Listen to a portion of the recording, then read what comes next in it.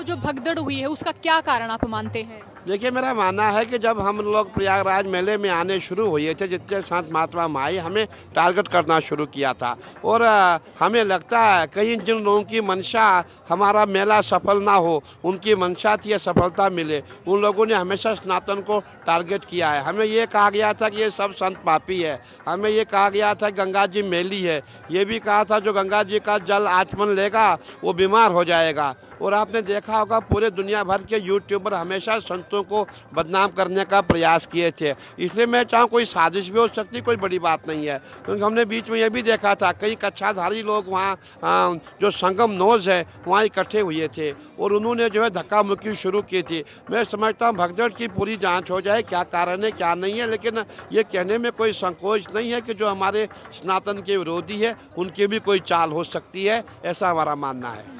तो साजिश में कौन व्यक्ति हो सकते हैं?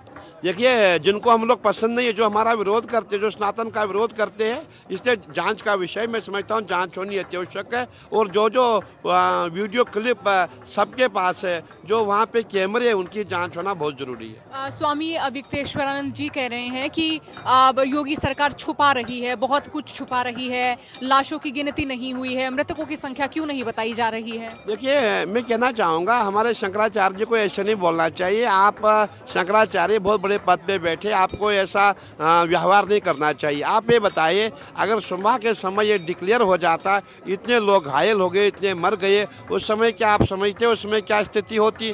सब संत महात्मा भाग जाते, सभी लोग भाग जाते, एक विरोध पैदा हो जाता। मैं समझता हूँ उनको ऐसा बयान नहीं देना चाहिए, स्नातन के विरोधी है, इसलिए स्नातन के विरोध में आप बयान मत दिए, आप अच्छे पद पे अच्छे बयान दीजिए, बहुत अच्छा रहेगा।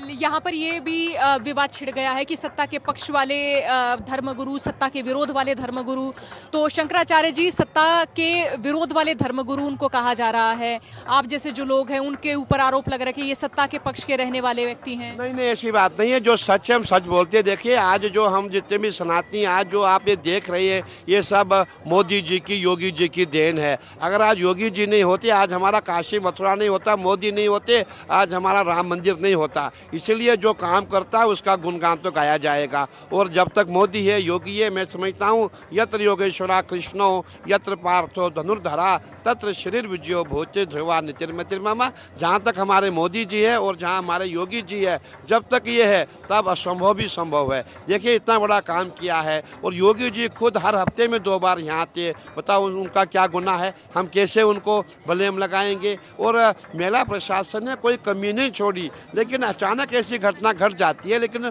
उसको किसी पर दोष आरोपण करना उचित नहीं है, हमारा ये मानना है। तो क्या ये माने कि वीआईपी लोगों के लिए जो व्यवस्थाएं थी, वो व्यवस्थाएं दुरुस्त रखने के लिए ही व्यवस्था चरमराई, इसलिए लोगों में भगदड़ हुई?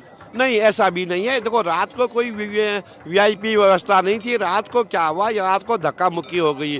मैंने कहा ना, कुछ गुंडा तत्व बीच में आ गया, वहाँ पहुँच गए, उन्होंने धक्का मुक्की शुरू की। उसके पश्चात लोग गिरने शुरू हो गए, लोग पाँव के नीचे आने शुरू हो गए। कहने का तात्पर्य जांच का विषय है, जांच में सब सामने आ जाएगा। तो सीएम योगी बोलने से क्यों बच रहे हैं? उनका इस मार्फत कोई बयान ऐसा नहीं आया जिसे हम ये कह सके कि मालूम हो चले कि ये भगदड़ क्यों हुई, किस तरह से हुई? नहीं, योगी जी इसमें क्या बोलेंगे, सब जानते हैं ये भगदड़ कैसी हुई है। विरोधियों की मंशा, सनातन विरोधियों की मंशा है। देखिए, हम जितने भी सनातनी है, हमें आज से नहीं, सतयुग से ही हमें जो है टारगेट किया जाता है। सतयुग में भी हमारे पीछे राक्षस लगे हुए थे, ऋषि मुनियों का वध किया जाता था, ऋषि मुनियों को बदनाम किया जाता था। अब तो ये कलयुग यहाँ और भी अति हो रहा है, बहुत ज़्यादा हो रहा है। तो कहने का तात्पर्य जाँच का विषय है, जाँच बैठी हुई है, जाँच कमीशन बैठा हुआ है, तो दूध का दूध पानी का पानी हो जाएगा। धर्मेंद्र शास्त्री जी कह रहे हैं कि जो जिनकी यहाँ पर मृत्यु हुई है उनको मोक्ष की प्राप्ति हुई है, देवलोक गमन हो गया उनका। बिल्कुल आपने सत्य कहा है, बिल्कुल उन्होंने भी सत्य कहा है। मैं कहना चाहूँगा हमारे ऐसी परंपरा है, हम कहते हम भी चाहते हैं कि भगवान हमको यहाँ मृत्यु मिले। अगर हमको मृत्यु मिलेगी, हम आवागमन के चक्कर से मुक्त हो जाएंगे, हमको मोक्ष प्राप्त होगा। इससे हमारी मान्यता है, इसे हम मानते हैं। क्योंकि जो धार्मिक स्थल है, जहाँ गंगा यमुना सरस्वती का संगम है और ऐसा महाकुंभ है, और वो भी कौन सा दिन है, मौनी अमावस्या का दिन है, पितरों का दिन है। कहते हैं जो अमावस पे मरता है पितरों को प्राप्त हो जाता है। तो हमारा मानना है वो बिल्कुल सत्य का ये है और हम भी यही कहना चाहते हैं सत्य है। जो तीर्थ स्थल पे मरता है या कुछ आपने देखा होगा मौनी अमावस का पर्व है तो उसको मोक्ष की प्राप्ति होती, बिल्कुल सत्य है। तर्क ये भी दिया जा रहा है कि जैसे इस तरह के बयान धर्मेंद्र शास्त्री जी ने दिए या जो दूसरे जो प्रवाचक है वो भी इसी प्रकार के बयान दे रहे हैं, तो वो यहाँ कर अपना प्राण देने का क्यों नहीं सोचते हैं?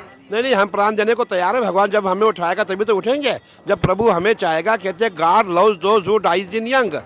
जो जल्दी मरते प्रभु के प्यारे होते हैं और हम भी चाहते हैं हमारे प्राण यहाँ छूटे। कौन नहीं चाहता है? क्योंकि हम संत महात्मा जानते हैं कि रियल क्या है, फैक्ट क्या है, असलियत क्या है। बहुत हो गया, बहुत हम जी लिए। अगर माँ भगवती हमें अपनी गोद में लेगी इससे बड़ा और क्या हो सकता है। देखिए हमारी जो आस्था, हमारी श्रद्धा माँ भगवती गंगा पे है, यमुना पे है, सरस्वती पे है। लेकिन जो दुर्घटना घटी है उस पर हमें खेद है, हमें उस पर दुख है, हमने उसके लिए रोया है। परंतु अब जो हो गया सो हो गया, उसके लिए क्या कर सकते हैं। और आप जैसे स्नान है ये, इसे मैं कहूँ कि ये क्या इस महाकुंभ का ये अंतिम स्नान है? बिल्कुल आपने ठीक कहा, ये हमारा अंतिम शाही स्नान है जिसे हमने अमृत स्नान नाम दिया है। और कल के बाद हमारे जो अखाड़े हैं 2-3 दिन यहाँ रुकेंगे और 7-8 तारीख से हमारे अखाड़े यहाँ से बनारस के लिए रवाना हो जाएंगे और इसी के साथ कुंभ की समाप्ति हो जाएगी। बिल्कुल, अभी तो कुंभ वैसे चलता रहेगा लेकिन हमारा महाकुंभ अभी बहुत जल्दी समाप्त होने वाला। जो हमारा महाकुंभ है, हमारा महाकुंभ 7 तारीख को यहाँ से समाप्त हो जाएगा। बहुत बहुत शुक्रिया बातचीत के लिए, बहुत शुक्रिया आपका। बहुत आशीर्वाद, साधुवाद। तो ये आपने महंत श्री रविंद्र पुरी जी से ये बातचीत सुनी। आपका भी कोई प्रश्न है तो लिखकर भेजें, वो प्रश्न भी इनसे हम साझा करेंगे, पूछेंगे। बातचीत को सुना, बहुत बहुत शुक्रिया।